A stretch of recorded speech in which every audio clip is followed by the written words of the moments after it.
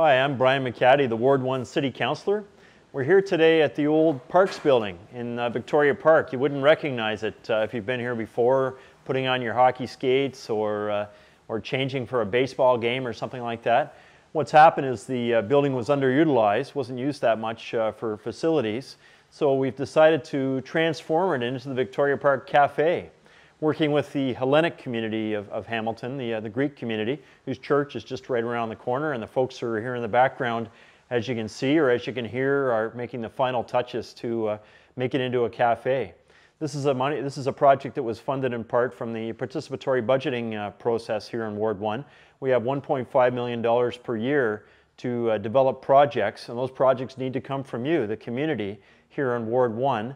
What we do is we put the projects that you've proposed up on a website, and people vote on those projects to see which ones should be funded.